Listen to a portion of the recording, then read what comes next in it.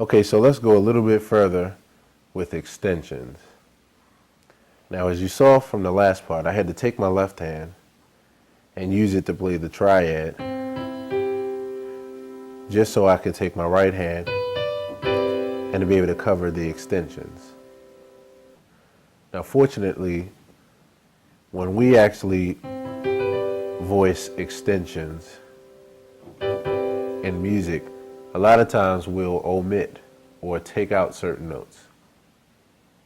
And let me show you what I mean. If I take this chord, which is a C major 9 chord, and I allow my right hand to play the E, G, B, and D, I can now take my left hand, and since I'll be playing it where I have the root in my left hand, I'm able to still get the same sound of the chord without having all the notes all stacked together on one side. So let me show you again.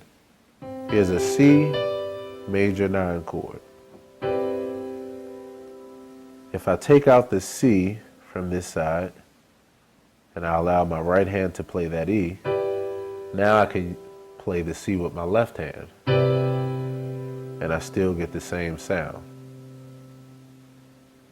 The same thing works for, let's say, a minor 9 chord.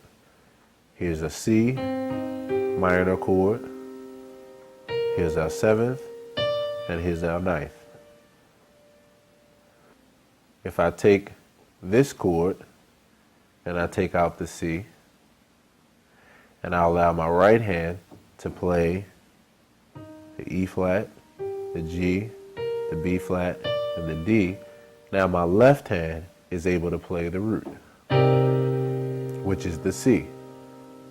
So instead of having it all piled up here, I'm able to take a note off of this side, this right side of the keyboard, allow my left hand to play it,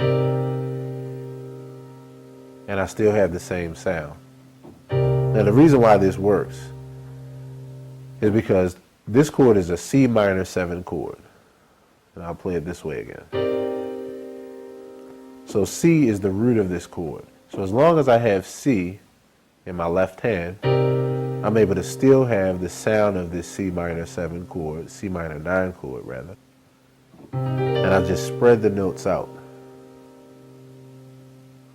So a lot of times when we're playing dominant 7th chords or minor 7th chords, or if we're playing 9 chords or 11th chords or 13th chords, we'll actually take certain notes out of the right hand and allow the left hand to cover those notes.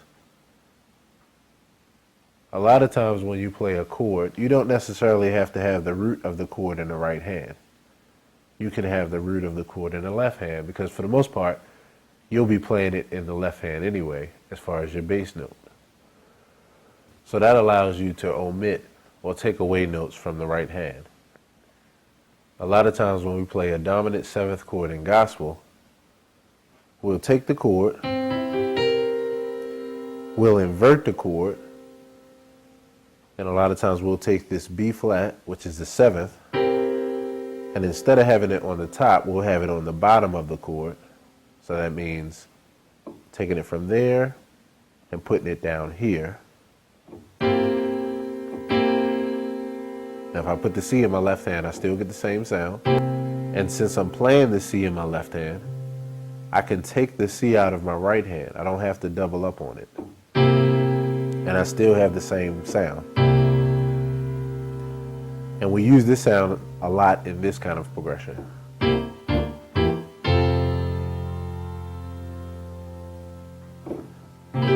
So even though I took the C out of the right hand, it's still a C dominant 7th chord. I just allowed my left hand to play that root tone. So that's a little bit about voicing chords and how we take away certain notes in order to allow the hands to be able to play the chords smoothly. Now, as we start to go through songs and put in songs and progressions together, you'll see how I take out certain notes in order to make smoother sounding chords and in order to allow some space within the chord.